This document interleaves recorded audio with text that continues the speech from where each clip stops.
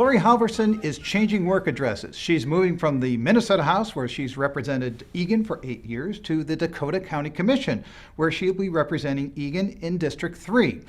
She's here to talk with us about what's next. Commissioner-elect, welcome to the program. Thank you for inviting me. Glad to have you. Congratulations on your election.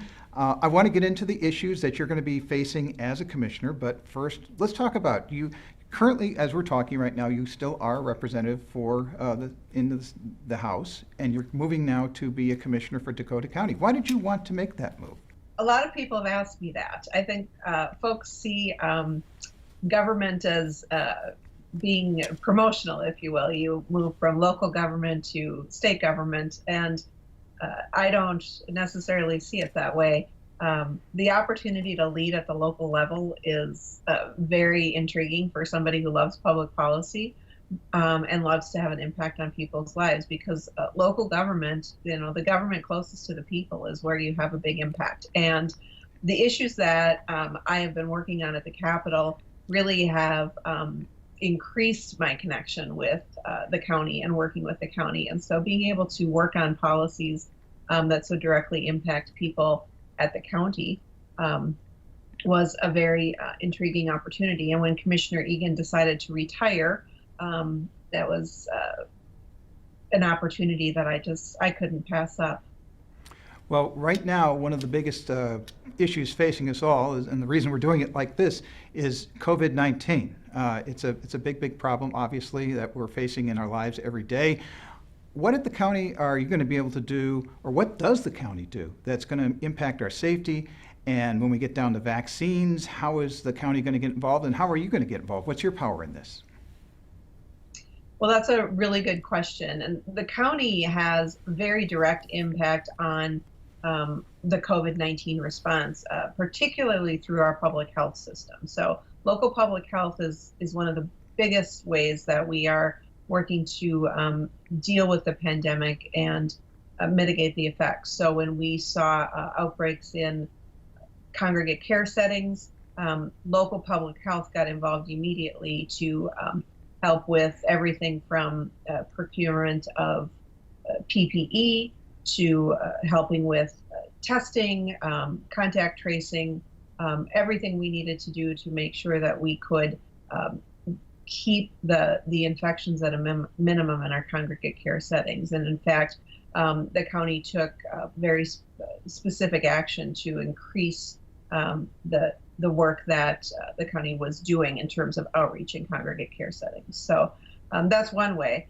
The county is currently very involved in testing by finding testing sites, increasing testing. The governor has said that we can test about 70,000 people a day in Minnesota, and that's very important for containing the spread and making sure that we know where the disease is growing in our populations, because we are in a real exponential growth rate right now. And then when it comes time to get vaccines into the hands of people, the county public health will be very involved in the process of getting the vaccines to the right places. And we know the rollout will be fairly slow at first, and the county is already preparing for that, identifying the populations that are going to have first access to the vaccines, including frontline healthcare workers, people who are most at risk, folks in congregate care settings, before it rolls out to the general public. And so that planning is happening and going on right now. In addition, the county board, of course, has responsibility for the budget. And so ensuring that we have the resources available to make this rollout as smooth as possible is also going to be on everybody's minds. Let's talk about the other issue that really has dominated 2020, which is equity and justice when it comes to race. What changes do you want to see made, and what power do you have to make them? Well, I think all of us have to look at our own ability to influence conversations around race and equity. It's something that needs to happen everywhere.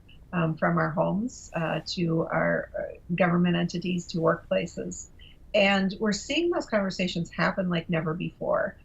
As an elected official, one of the great things that I have is the ability to convene people, to convene stakeholders, to reach out to folks who are doing this work, and getting up to speed on what local policies we can make. And I have a vision for creating an equity in all policies lens as a policymaker at the county level. And so I'll be, in fact, I'm going to be reaching out to the co-chairs of the coalition for, the select committee on racial justice at the House of Representatives. Representatives Moran and Richardson held hearings all summer and into the fall. And we'll have some findings on policy that we can work on at the state level and the local level to create equity. And the most important thing we need to do right now is create the space for understanding. I think that a lot of people don't realize how many policies actually grew out of racial segregation, including some of our election policies at the state level, including simple laws like loitering and jaywalking. So we need to take a look at our policies and see what the history of racism is in our policies, and recognize that it has created systems that have kept inequities in place. And we need to just take a hard and unflinching look at the way our policies are created and the way we're going to create policies going forward so that we can undo the systemic racism. And to me, right now, the most important thing that policymakers need to do is to listen to communities of color and work to understand this point of view that hasn't necessarily been taken into account as we've made policy in the past. Now, because of COVID-19, more people are doing exactly what we're doing. We're meeting virtually. I'm in a studio, you're in your home, with the wonderful trees growing behind you that we all have gotten used to here on Zoom. But people are also still traveling, and they will continue to travel. So there is still a need for transit and transportation. What do you plan to do in that area? Well, it's interesting that we live in a community right now that I think is going to be seeing a lot of transformation when it comes to how we move people and how people choose to move through our communities. Dakota County Regional Chamber of Commerce undertook a study earlier this year about transportation and transit, and their findings really were universal, that we need to have a comprehensive transportation system that includes transit for a number of reasons. From a business perspective, once we are back to business more as usual in Dakota County, our employers need to find ways to get workers into our businesses and into our communities. Eagan is a city that grows in population typically during a work day. People think of the suburbs as a bedroom community, but the fact is we bring a lot of workers into our community when circumstances are more normal. And we're looking at a long-term systemic workforce shortage because of population changes. And we need to do everything we can to make sure that we can get talent into our communities to work. In addition, we have a lot of neighborhoods that are where folks are aging. People have raised their kids here, they've worked in this community, and they want to be able to retire and live out the rest of their lives in this community. And that also takes transit options. It takes the ability to safely be able to navigate through walking, or being able to find bus transportation to the local grocery store in order to run errands. And then finally, making sure that bikers and pedestrians can safely navigate our streets is going to be important. So it's really, transportation for everybody. And that's not the way we grew up. I grew up, everybody wanted a car and everybody wanted to drive. And we really are changing as a community in the ways that people are asking to get around. Yeah. You mentioned bike and pedestrian safety. I know that's been a concern of yours as a legislator, and now you're transitioning to Dakota County. I know we've had concerns about that. Eagan, anything else you wanted to add about that? Absolutely. I've been working on bike and pedestrian safety since before I was elected as a member of the Eagan Parks Commission, and before that, when I worked for Blue Cross, working on safe routes to school policies, working on complete streets policies. So this is something that our communities are really asking for, and as policymakers, we need to respond to. I talk to people all the time, back in the days when I could door knock, and I would talk to, folks who would point to the school across the street and say, I don't feel safe letting my kid walk there, even though they could see the school from their home. And so we need to really be proactive in thinking about how we build for the future. And it's not just folks who want to be able to recreate on bikes and on their feet, but people want to make trips on their bikes and on their feet. Folks want to be able to walk to the store, to walk to amenities. When you look at walkability in our community, we've got a wonderful library, civic arena, and Cascade Bay right here in Eagan. But it is not safe for most families to be able to walk to those amenities. And so we're creating more and more trips and in cars that people would prefer not to do. And so creating safe routes is vitally important. And of course, we had the tragic loss of a child at our middle school here in Eagan, and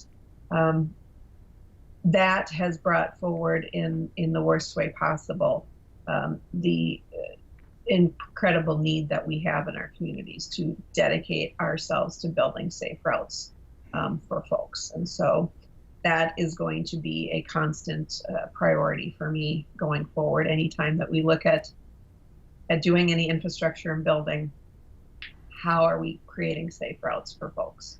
Okay. Well, final question here, because we're almost out of time, but this is a very, very stressful time for a lot of people for a lot of different reasons. We're all living differently. We have, some people are facing monetary stress, some people are facing other stressors, health stressors, and that all creates stressors on mental health. And I know when you campaigned as a champion of mental health. That was one of your issues. Now that you're going to be in the office of Dakota County Commissioner, how do you get to do something about that? Well, we certainly need quick and rapid short-term access to mental health. And if anybody is experiencing any concerns, they should feel free to get in contact with their healthcare provider and do so quickly. I've taken a lot of phone calls from people as an elected official who are scared, who are suffering, who are feeling the intensity of this time, and we need to have that understanding for people. But building up a mental health system that works for people is really a priority for me. I want to see mental health be part of our healthcare system. I want to see us use tools like prevention to make sure that we are getting people help before we have a mental health crisis. And too many healthcare providers I talk to only get to interact with folks once they're in a mental health crisis. And so we need to put off-ramps into our systems and meet people where they are. If we are seeing kids in school who need an intervention, we need to have an immediate off-ramp. If primary care providers are seeing a patient who needs a mental health referral, we need a quick and decisive handoff to mental health care providers. And the same is true in workplaces and anywhere else, and the criminal justice system as well. And if we can make sure that we are getting folks into the healthcare system and treating mental health with parity and equity in a healthcare setting, we are going to be able to save suffering and save resources when it comes to the ways that we have kind of misdirected folks in the past. Maybe, folks have a mental health crisis means, interaction with the criminal justice system. A mental health crisis for a student means, being behind in school. If we can intervene earlier, we're going to have better successes for our individuals and for our communities. We've been talking with Commissioner-elect, Dakota County Commissioner-elect Laurie Halverson. You've been very generous with your time today. Again, congratulations on your election, and we look forward to seeing what happens next here in the next few years. Thanks so much, Mike. It was great talking to you.